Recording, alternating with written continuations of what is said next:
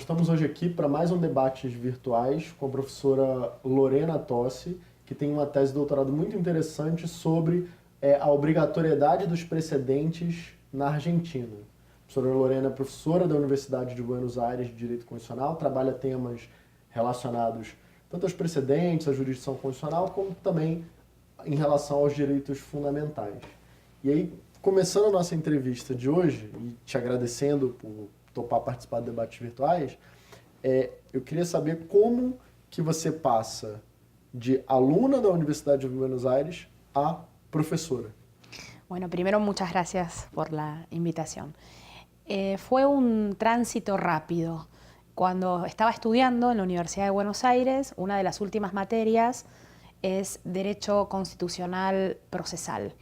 Es decir, estudiamos los recursos y las acciones y las garantías específicas del derecho constitucional. Y allí, quien era profesora de esa materia me invitó a participar como ayudante alumna, es decir, como si fuera un asistente de profesor, y al poco tiempo me gradué y luego tomé la decisión, porque era un área del derecho que me gustaba, de seguir colaborando desde el lado de la enseñanza. Hice en la Universidad de Buenos Aires tenemos un programa especial de carrera docente, de formación de los docentes, entonces hice esos módulos específicos, que son módulos pedagógicos, y una vez que los terminé, ahí ya continué con mi idea de ser profesora. Y fue un proceso como casi automático, no hubo un límite entre ser alumno, esperar un tiempo y después ser profesor. Fue como un proceso que acompañó mi formación y mi graduación. Solamente por una preferencia. Me gustaba mucho el derecho público y sobre todo el derecho constitucional. E saindo um pouco dessa trajetória e entrando na tese propriamente dita, acho que tem alguns conceitos, antes de a gente observar o precedente na Argentina, que são importantes, especialmente para o aluno de graduação que está começando, entender esse tema. Eu acho que um deles é a relação entre o modelo de common law e o modelo de civil law. E especificamente como que essa combinação se dá na Argentina e onde que se localiza nesse debate a Suprema Corte de Justiça da Nação Argentina. Ela está mais próxima ao modelo de common law ou de civil law? Ok. Tradicionalmente distinguimos dos sistemas, el civil law y el common law, en función de cuál es el elemento que genera obligatoriedad. En los sistemas del common law, la obligatoriedad está dada por las sucesivas decisiones de los tribunales, que forman ese derecho que se aplica para resolver casos similares. Mientras que en los sistemas del civil law, la obligatoriedad viene de mano de la ley. Es decir, lo que regula siempre es la ley, y cuando hay divergencias en la interpretación de la ley, los jueces resuelven los casos concretos. Esta distinción de sistemas a veces se traduce en forma equivocada, pensando que únicamente en los sistemas del civil law existe obligatoriedad de los precedentes que dicta, por ejemplo, un tribunal superior respecto a los tribunales inferiores. Se identifica como si fuera un elemento típico del common law, imposible en los sistemas del civil law. Y eso en realidad es un error, porque en los sistemas del civil law la obligatoriedad de seguimiento de las sentencias a veces existe intuitivamente o de hecho. Muy pocas veces lo tienen consagrado en los sistemas en forma normativa, como ocurre, por ejemplo, en el caso de Brasil, que Brasil tiene una disposición constitucional sobre el seguimiento del precedente del Superior Tribunal Federal respecto a los tribunales inferiores. Eso ocurre en algunos países de Latinoamérica cuando comenzó el proceso de reformas en la década del 90, que aparecen todas las reformas de las constituciones latinoamericanas como consecuencia de la recuperación de los sistemas democráticos. Pero en países como en Argentina, que tenemos varias particularidades, por ejemplo, el control judicial en Argentina, el control de constitucionalidad judicial, no tiene base normativa, sino que surge de un precedente. Exactamente, el caso Sojo, que lo dictó la Corte Argentina en 1887 y que es muy parecido al precedente Marbury. No solamente en cuanto al planteo, sino a la forma de resolverlo, trae ese precedente y se aplica de esta manera. Entonces, lo importante es que no necesariamente un sistema de civil law rechaza la idea de obligatoriedad del precedente, porque la obligatoriedad del precedente no tiene que ver con cuál es la fuente obligatoria del derecho, no tiene que ver con la costumbre o el seguimiento de precedentes o la ley, no hay enfrentamiento, sino tiene que ver con los argumentos que deben dar los jueces para dar sus fallos, para dictar sus sentencias, y la autoridad vertical que tienen los tribunales superiores respecto de los juzgados inferiores cuando fijan una regla de interpretación. Y esto se ve muy claramente en los tribunales superiores, en las cortes de los países, porque las cortes supremas de los países tienen la función de ser los últimos intérpretes en materia constitucional. Cualquiera sea el procedimiento que elija un país, siempre la que tiene la última palabra para decir si un artículo de una ley estadual es constitucional o no, o si una circunstancia fáctica puede estar amparada por un derecho constitucional o no, siempre el debate lo va a cerrar el Superior Tribunal. Entonces es muy importante que esa regla de interpretación que establezca el Superior Tribunal se proyecte hacia los tribunales inferiores en casos similares. Y si el caso no es similar, por supuesto que no hay obligatoriedad de seguimiento. Ahora, cuando ya hay una definición sobre, por ejemplo, lo que es el derecho a la intimidad, o sobre si la autonomía personal incluye el derecho, como ocurre en Argentina, a elegir el plan de vida. El paraguas de la autonomía personal alcanza también a que yo, no solamente que las acciones privadas están exentas de ser molestadas por el Estado, sino que también dentro de mi vida privada está elegir mi plan de vida, elegir qué plan de vida quiero, sin que el Estado me lo pueda determinar. Entonces, el alcance de la noción, por ejemplo, de acción privada, cierra el debate la Corte Suprema. Y cuando se den casos similares donde se cuestione ese alcance de esa norma constitucional, los tribunales inferiores deben seguir esa regla siempre que el caso sea igual. Si el caso no es igual, no. Entonces, el problema viene por identificar como si fueran elementos típicos del common law la obligatoriedad del presente, cuando en realidad es una forma más de llevar adelante el control de validez de las normas. E você explica muito que a Suprema Corte funciona com uma lógica de civil law, enquanto juízes estaduais de common law. ¿Es eso mismo? No, el sistema de... No es un sistema de common law el que se lleva a la Corte Argentina. En Argentina la Corte interviene de dos formas. En competencia originaria, es decir, hay casos en donde el juicio se inicia directamente ante la Corte Suprema. No interviene ningún otro tipo de tribunal. Esa competencia originaria está establecida en la Constitución, en una norma constitucional, y dice cuáles son los casos. Por ejemplo, cuando hay conflictos entre dos provincias, cuando en un caso está involucrado un embajador, un ministro o un cónsul, allí el juicio no va a otro tribunal, sino que directamente va ante la Corte Suprema. Los únicos jueces que intervienen son los de la Corte Suprema, y la única sentencia que se dicta es esa sentencia de la Corte Suprema. Como obviamente, por ejemplo, allí no hay posibilidad de que ningún tribunal revise esa sentencia, la interpretación de los supuestos de competencia originaria es absolutamente restrictiva, únicamente los que dice la Constitución. La otra forma de llegar a la Corte Suprema es por vía de apelación. La vía de apelación es, comienzo el caso en un tribunal inferior, y por vía de apelación, a través de los diferentes recursos, voy subiendo las diferentes instancias, y la última instancia que tengo, siguiendo ciertas reglas que también son muy estrictas, es el recurso extraordinario federal ante la Corte Suprema. Y allí la Corte Suprema interviene por vía recursiva, y la función que cumple la Corte Suprema en el recurso extraordinario es efectuar una interpretación del derecho federal. La Constitución, por ejemplo, es todo derecho federal. Entonces, siempre que haya un conflicto de interpretación sobre alguna norma de derecho federal, por ejemplo, sobre el alcance de la libertad de expresión o la autonomía personal, como decíamos recién, se llega a través de esta vía recursiva, que es el recurso extraordinario, y ahí la Corte revisa las sentencias de los tribunales inferiores y cierra la interpretación constitucional. Ahora, cuando lo hace, muchas veces... Esto se ve a través de la jurisprudencia de la Corte, establece esta regla de que si existe identidad fáctica, es decir, si los hechos son los mismos, y el problema ya fue resuelto por esa Corte anteriormente, los tribunales inferiores no pueden apartarse de esa regla, si el caso es igual. Si lo hacen, tienen que determinar por qué se apartan, es decir, porque los hechos son distintos o porque una situación que modifica la identificación para poder aplicarlo. Esta es la regla, no una regla normativa, es una regla que surge de la jurisprudencia de la Corte.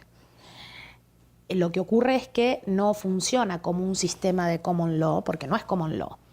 Pero también acá a mí me resulta importante hacer una distinción. También hay como una creencia que identifica a la Corte norteamericana como si los recursos que llegan a la Corte norteamericana fueran del common law. Y en realidad, los recursos que llegan a la Corte norteamericana, allí se aplica derecho reglado, se aplica statute law. Lo típicamente common law son de las cortes estaduales. Todo el acceso a la Corte Interamericana a través de lo que se denomina writ of error, que es como si fuera el recurso extraordinario argentino, es a través de ley, que dice cuáles son los requisitos y que dice cuál es el sistema. Por lo tanto, ahí también hay una génesis de destruir este mito de que únicamente en common law funciona el precedente. Obviamente nació en el common law el precedente. Es obvio que nació en el common law porque el common law se nutre de la jurisprudencia, pero luego es una herramienta fundamental para brindarles elementos a los jueces para interpretar los casos. Vuelvo a decir lo que dije antes. Intuitivamente, tanto los jueces como los abogados lo hacemos todo el tiempo. Los estudiantes también, cuando tienen que buscar algún tema que ya estudiaron. Y ese tema, supongamos, están estudiando derecho ambiental, derecho al medio ambiente. Y luego eso se vincula con las acciones de recomposición, cómo recupero el daño ambiental. Entonces, no están únicamente en el compartimento estanco de el medio ambiente sano es no contaminar, sino también tienen que vincularlo con cuáles son los procesos que puedo llevar adelante para recomponer ese daño. Entonces voy vinculando otros aspectos que tienen que ver con ese derecho. Y ahí lo puedo buscar en la norma que existe, una ley, o en derecho comparado, o en casos que hayan resuelto situaciones parecidas. Eso lo hacemos todo el tiempo, es parte del razonamiento que tendremos que llevar adelante. Lo que ocurre es que, como es un trabajo, buscar razones de peso, no cualquier razón, buscar razones, contraargumentar, destruir argumentos y buscar fundamentos es un trabajo. A veces muchos no tienen ganas de llevar adelante ese trabajo. Pues es un trabajo costoso, pues es un trabajo que implica estudio, que implica precisión, que implica coherencia. Para mí son los elementos del derecho, ¿no? Yo no concibo el derecho sin ese trabajo, pero como es costoso, a veces solemos buscar atajos para no aplicarlo. E especificamente sobre o precedente, que toca exatamente nesse último ponto que você estava comentando. Na Argentina não tem uma regra específica. Isso vem do caso Cerâmica São Lourenço, como você explica no seu trabalho. E ali ele define as espécies de precedentes e os critérios para aplicação. Exato. Na Argentina também. Fala um pouco desse caso e quais são as espécies de precedentes na Argentina y a forma o las técnicas de aplicación. Ok. El caso del que hablabas, que se llama Cerámica San Lorenzo, es un caso resuelto por la Corte Suprema en 1985. La Corte Argentina comenzó a funcionar en 1863. No quiere decir esto que desde 1863 a 1985 no hubo ningún fallo sobre este tema, sí seguro. Pero esta sentencia de Cerámica San Lorenzo es novedosa porque fija las pautas que deben seguir los jueces para apartarse de los precedentes de la Corte. Lo primero que dice la Corte Argentina en este caso se estaba cuestionando una ley que establecía un supuesto de prescripción. Había una prescripción de una acción regulada por una ley de monopolio.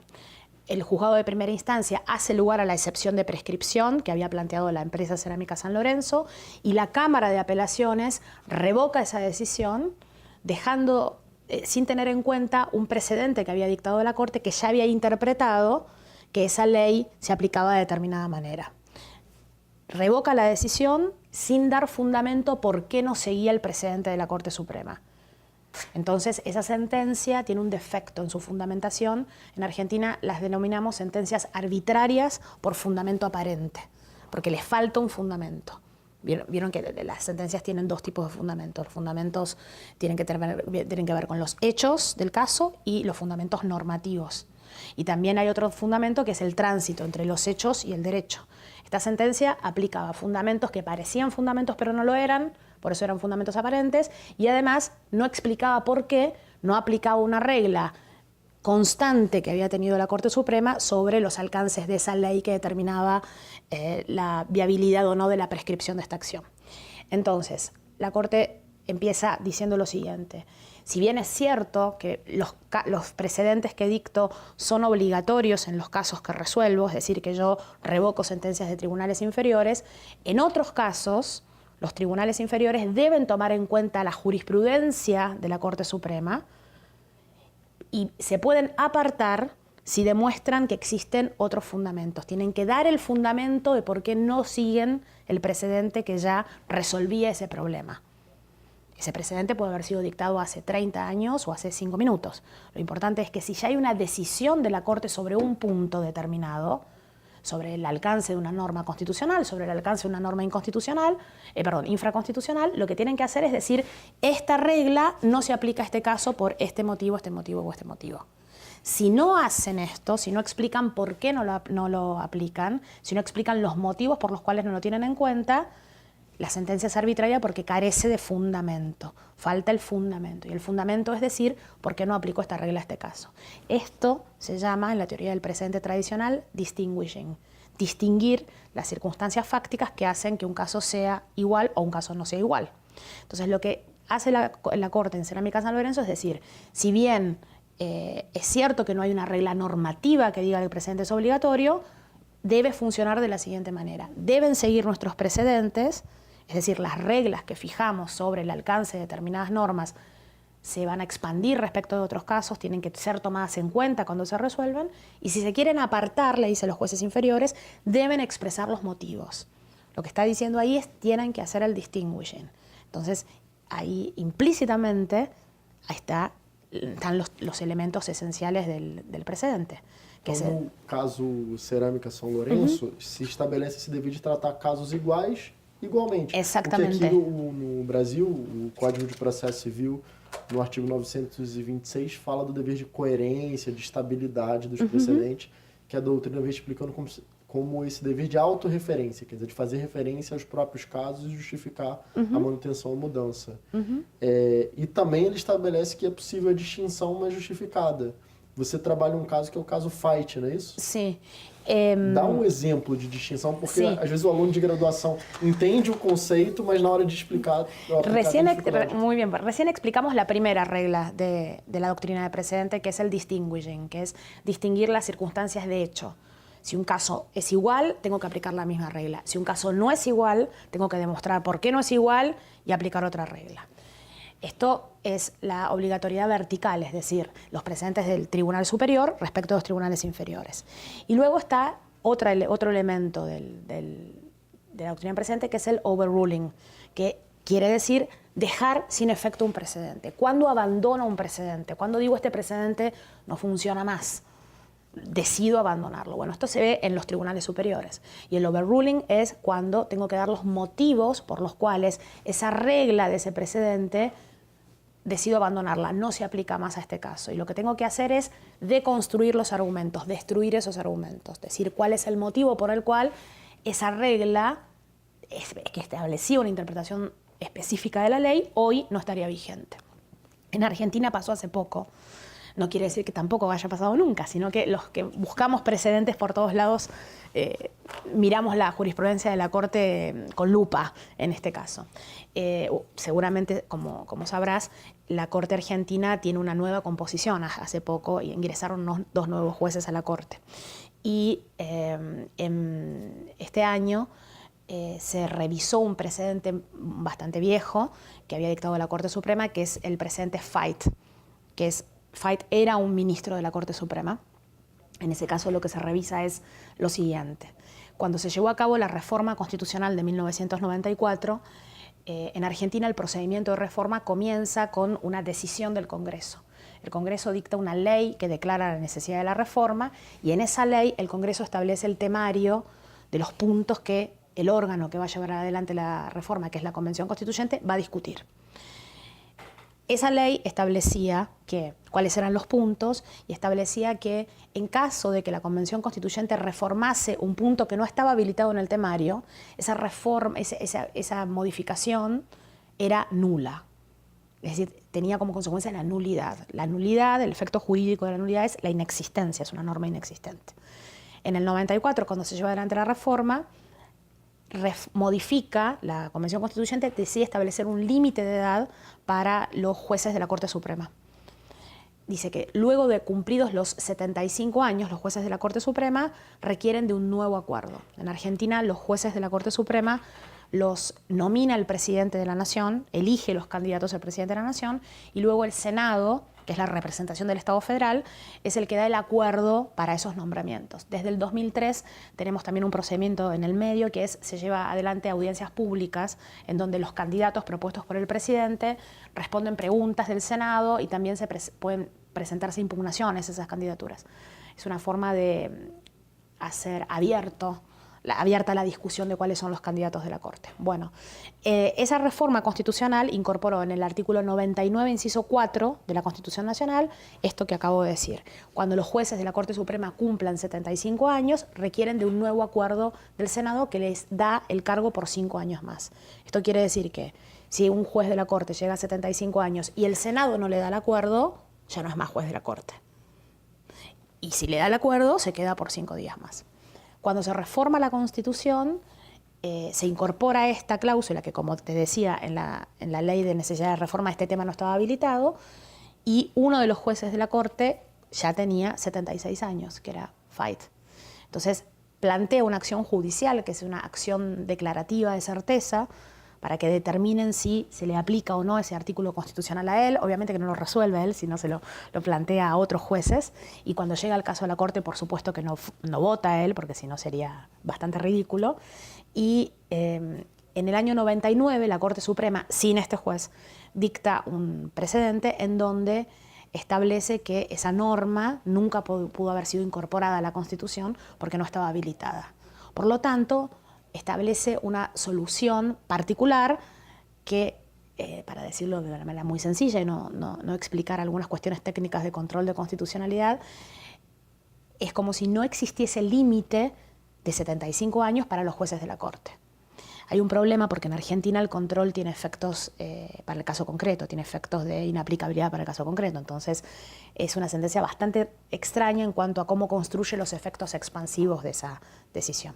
De manera tal que ese juez, que ya tenía 75 años, se quedó, falleció a los 98 años siendo juez de la Corte.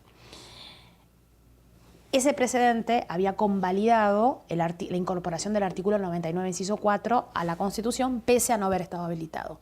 Precedente dictado en 1999.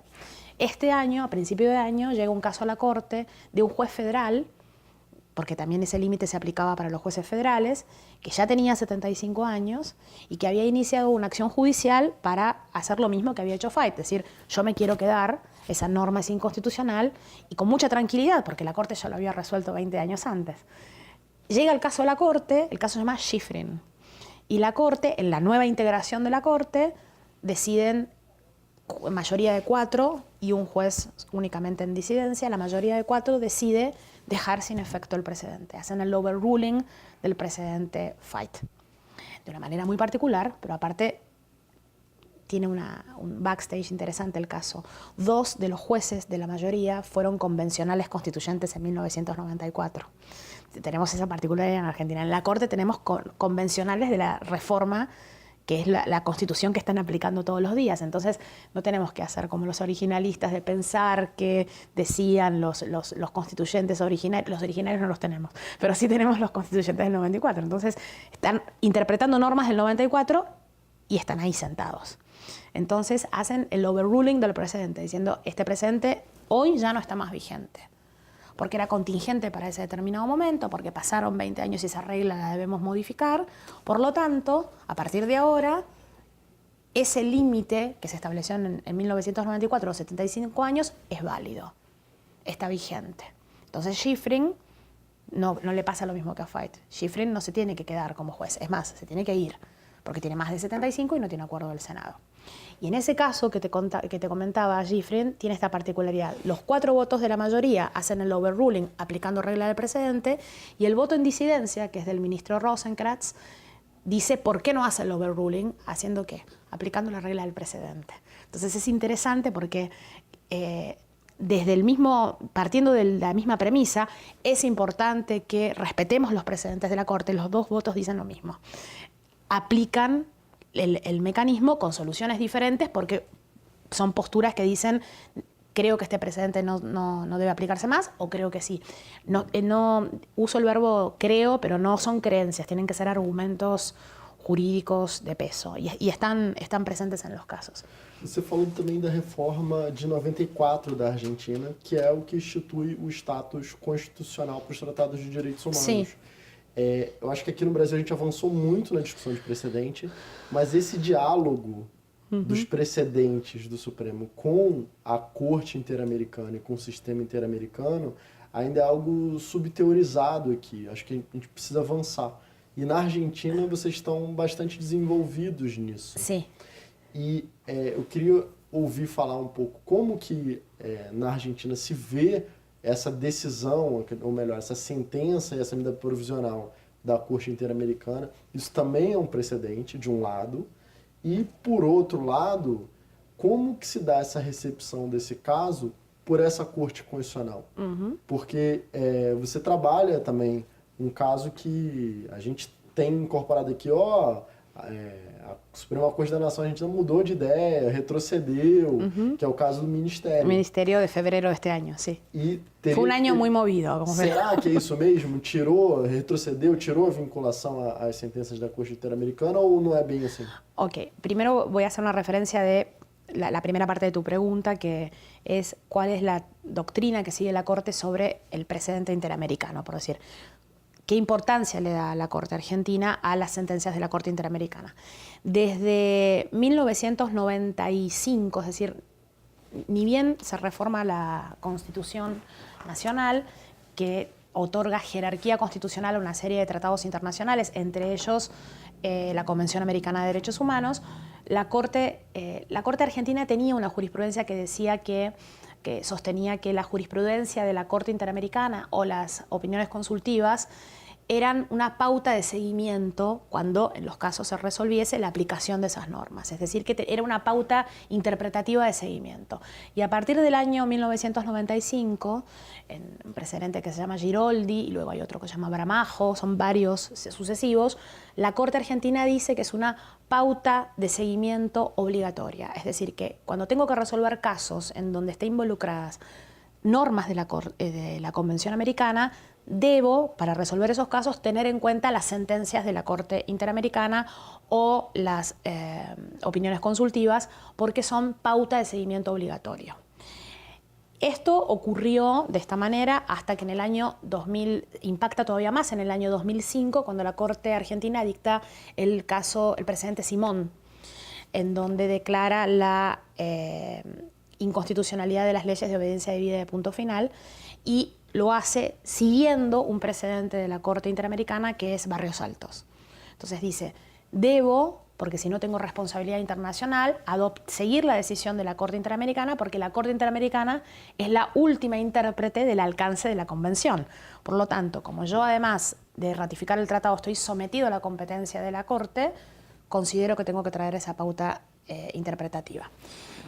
Ahora, lo importante es que en el 2005, todo lo que los diferentes precedentes que fue dictando la Corte Argentina sobre delitos de lesa humanidad y desaparición forzada de personas tenían esta pauta. Debo, bajo pena de responsabilidad internacional, seguir la jurisprudencia de la Corte Interamericana. Entonces, si repasamos esos fallos, en todos esos fallos, la Corte Argentina trae todo el argumento de la Corte Interamericana. Automáticamente el caso está basado en los argumentos de la Corte Interamericana. Eso con un impacto muy fuerte vinculados a temas de lesa humanidad y desaparición forzada. Y esto pasa durante casi 10 años. Yo puedo decir que desde el 2005 hasta el 2015, esta es una pauta invariable que va teniendo la Corte Argentina. Ahora, cuando empiezan a aparecer otros casos que no son de desaparición forzada ni de lesa humanidad, ahí empiezan a haber diferentes tipos de soluciones. Y sobre todo cuando cambia la composición de la Corte, que cambia en el año pasado. comienzan a aparecer otros casos que no son esos típicos, y entonces no quiere decir que no voy a seguir el precedente de la Corte Interamericana, pero sí en algunos casos voy a hacer el distinguishing. Hay casos que no aplico porque no son casos que respondan a los hechos que estoy tomando. Pero en cualquier sentencia que están online en el sitio de la Corte Suprema Argentina, van a ver que cualquier sentencia siempre tiene muy en cuenta la pauta de la interpretación que formula la Corte Interamericana por este tema de la jerarquía constitucional de los tratados. Pero lo que sí se empezó a hacer, y esto se nota más nítidamente hace más o menos 3 o 4 años, se empieza a distinguir, por ejemplo, no aplicar regla de lesa humanidad para un delito común. Cuando yo elijo el precedente de la Corte Interamericana, también tengo que tener técnica de precedente.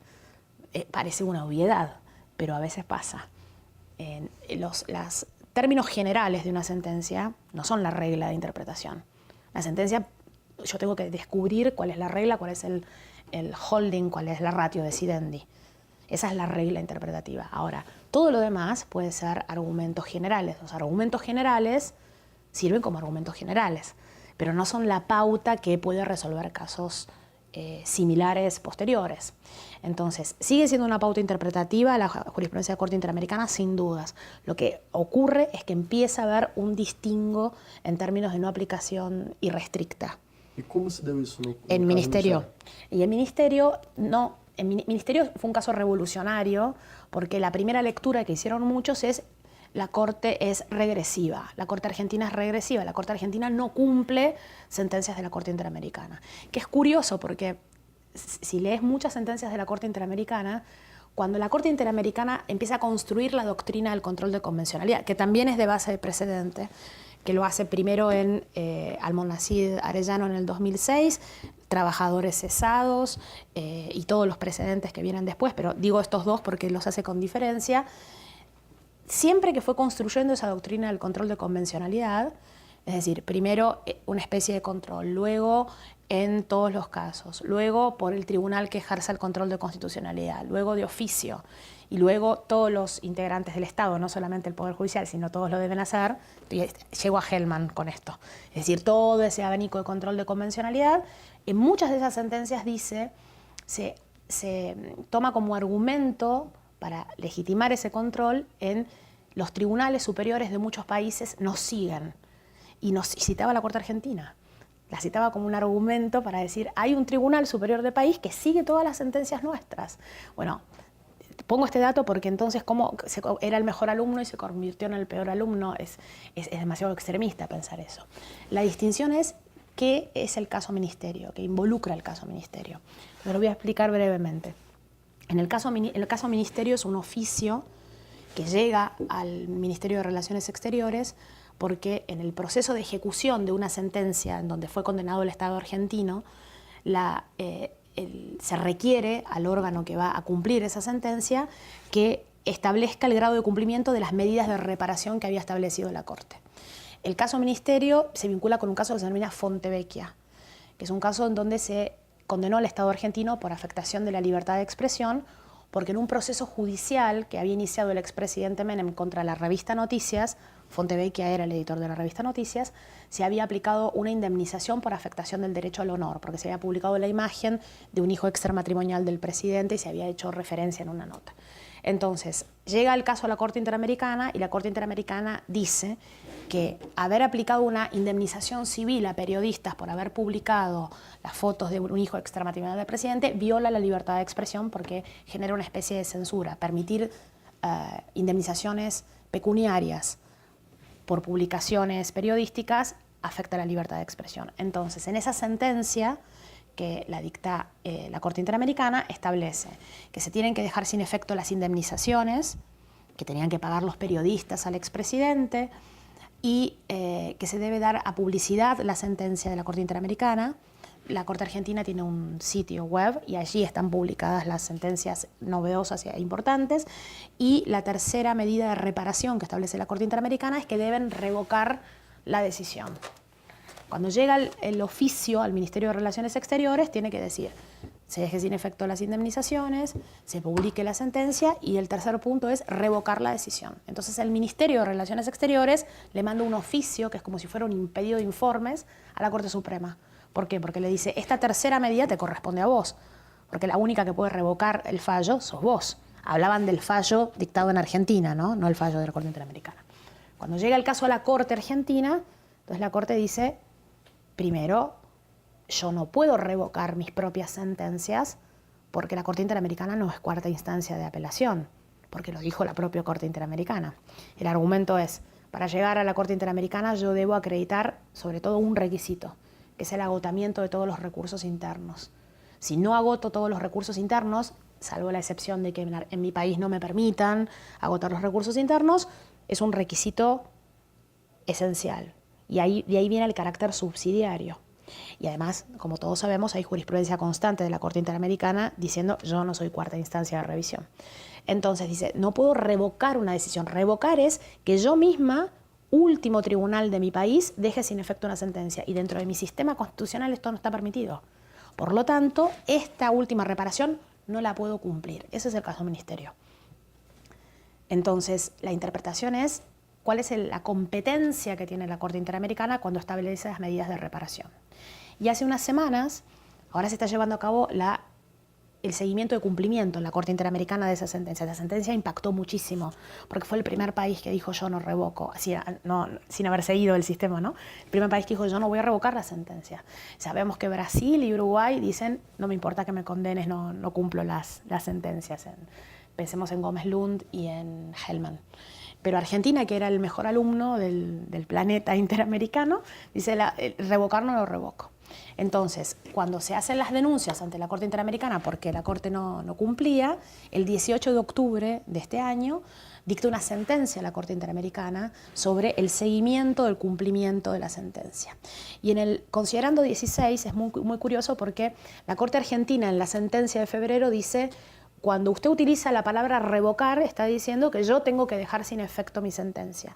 Y eso no alcanza a las competencias remediales que tiene la Corte Suprema, la Corte Interamericana. La Corte Interamericana es una instancia de reparación, pero no cuarta instancia de revisión sobre sentencias de la Corte Argentina. Por lo tanto, yo no puedo revocar mi propia sentencia porque yo soy competente y soy la última que cierra el debate. Entonces la Corte Interamericana y la Corte Argentina dice debe haber un diálogo interjurisdiccional, debe haber un diálogo entre las dos cortes. La idea es que esta sea una etapa dialógica, no que alguien sea superior a otro. Le propone a la Corte Interamericana el diálogo. Y en la resolución del 18 de octubre se da el diálogo. En este considerando 16, la Corte Interamericana le dice a Argentina, cuando dije revocar, no quise decir dejar sin efecto. Quiere decir que adopten en el ámbito interno las medidas judiciales o administrativas necesarias para que estas sentencias no se repitan, es decir, para que no se condenen más a periodistas pecuniariamente para que eviten publicar informaciones que involucren a funcionarios públicos. Hay una especie de diálogo bastante particular, porque es todo sobre el alcance del verbo revocar, es muy curioso. Y llamativamente, por ejemplo, esta lectura, es muy reciente también la sentencia, ¿no? Trabajar estos temas hace que uno tenga que estar leyendo permanentemente, pero en esa decisión es interesante porque pocas veces la Corte Interamericana hace este diálogo. Así que acusó recibo del diálogo y contestó, no quise decir esto, quise decir que adopten las medidas internas y formula su preocupación por el cumplimiento. Creo que es una nueva etapa de la Corte Argentina y de la Corte Interamericana. De la Corte Interamericana porque la Corte Interamericana ya superó un periodo que era el periodo más intenso y el periodo más serio, el primer periodo donde tuvo que empezar a juzgar los crímenes de lesa humanidad, las desapariciones forzadas, las masacres de pueblos. Eso fue la primera etapa que terminó hace unos años, terminó porque ya los casos no llegan más. Entonces, esa sí era la etapa más rígida de interpretación, es la etapa de las sentencias donde dice no me interesa la cosa juzgada, no me importa la prohibición de doble juzgamiento. Estos crímenes tienen que investigarse, perseguirse y castigarse siempre. ¿Te acordás que decía los países no pueden alegar autoamnistías, no pueden alegar ninguna disposición de derecho interno, siempre deben investigar, perseguir y castigar? Ahora, ese estándar claramente estaba desarrollado para delitos de lesa humanidad. Ahora ya pasó la etapa de lesa humanidad. Este caso es un caso de libertad de expresión. Entonces, esto es una opinión personal, creo que y sobre todo cuando leí esta resolución última, que la Corte Interamericana está reconsiderando esa doctrina. Esta doctrina, el control de convencionalidad, de seguimiento y de las pautas, la fijo yo, nació como una necesidad frente a este tipo de casos. Y creo que ahora está reconsiderando estas cuestiones, como por ejemplo lo hace el Tribunal Europeo. La Corte Europea, no, más allá de que aplique la doctrina al margen de apreciación nacional, la Corte Europea nunca dice revoquen. Las medidas de reparación nunca llegan a establecer modifique sentencias. Llegan a establecer indemnizaciones, reparaciones. Es como que frena un paso antes. Y es importante que frene un paso antes, porque después tenés el problema de cómo ejecutás algo que ese país decide no cumplir. Porque recordemos que la Corte Interamericana no tiene imperium para ejecutar. Depende del derecho interno para ejecutar. Entonces es una especie de trampa del sistema. Y creo que empieza una nueva etapa de tratar de... La idea es que el sistema siempre subsista. La idea es que todos los países estén en el sistema interamericano. Entonces empieza una etapa de acomodamiento de estas facultades remediadas de la Corte Interamericana y el diálogo que tiene con los tribunales inferiores. Creo que esa es la lectura. Tal vez dentro de unos años tendremos más, pero creo que esta es la lectura. E caminhando para o fim, teve alguma pergunta que eu deixei de fazer que você gostaria que eu tivesse feito? Ah, ese es interesante, el shift este. Tal vez de este último tema, cómo creo o cómo deberían comportarse los tribunales inferiores, los tribunales locales, cuando la Corte Interamericana les responde ese diálogo que ellos piden diálogo con la Corte Interamericana y cómo deberían comportarse los superiores tribunales de los países cuando la Corte Interamericana les responde el diálogo. ¿Cómo debería? ¿Qué respuesta deberían dar? Y creo que la respuesta que deberían dar es establecer pautas para el seguimiento de esas sentencias sin modificar las competencias asignadas. Es decir, cuando la Corte Interamericana ahora dice yo no quise decir revocar, quise decir adoptar medidas en el ámbito interno, ahí ya es la responsabilidad del Estado, porque este diálogo no puede servir para que el Estado se escape del cumplimiento. Yo creo que estas sentencias generan escozor o generan este rechazo porque la idea es todo este sistema sirve para protección de derechos y ahora las Cortes se quieren escapar. Y en realidad la idea del diálogo es que cuando vuelve la respuesta busques la forma de cumplir, no que utilices el diálogo para buscar la forma de eludir. Y creo que el gran desafío es ese, buscar la forma interna de cumplirlo, porque lo importante es siempre que tengamos mayor ámbito de protección de derechos y no que lo perdamos. Então, sem dúvida, esse é o principal desafio e eu acho que a gente precisa estimular esse diálogo. Aqui no Brasil, eu brinco um pouco na tese assim, de que há dois monólogos sobrepostos entre o STF e na Argentina a Corte também. Interamericana. E aqui é gravíssimo, porque tem 28 referências só à Corte Interamericana e 31 ao Tribunal Constitucional Federal Alemão. Quer dizer, citam mais a Alemanha do que a Corte Interamericana, que tem jurisdição por aqui. Então, acho que esse intercâmbio que a gente está fazendo entre os autores argentinos, como você, professor Ferreira, professor Gargarella, e as soluções dadas pelo sistema, é muito bacana, porque, por um lado, a gente avançou no Código de Processo Civil, regulamentando a questão dos precedentes. Então, acho que esse diálogo é bom para os dois sistemas e para pensar como que a gente se insere na América Latina, na América do Sul como um todo também. Então, eu queria te agradecer por topar participar do projeto, pela palestra também lá ontem na UFRJ, no evento dos Fundamentos Constitucionais do Estado, organizado por mim, pela professora Carolina Cerilo. E é isso. Foi um prazer dialogar com você. Bueno, lo mismo. Muchas gracias por ayer, por la participación y por la organización del seminario y por este desafío de esta entrevista y por este tipo de proyectos que me parece que tienen algo que es muy importante. Yo creo que el derecho tiene que ser cercano a la gente, no tiene que ser algo lejano. El derecho no tiene que ser un gueto para estudiantes de derecho, para profesores o para abogados. Cuanto más sepamos de los derechos que tenemos, construimos más un Estado democrático y que permita conocer las herramientas ante las violaciones de los derechos. Y creo que esa es una idea democrática permanente. Y creo que estos son aportes muy interesantes. É isso. E gostaram do vídeo, não deixem de ler a tese da professora Lorena Tossi e os artigos sobre precedentes na Argentina. Até o próximo debate, Virtuate.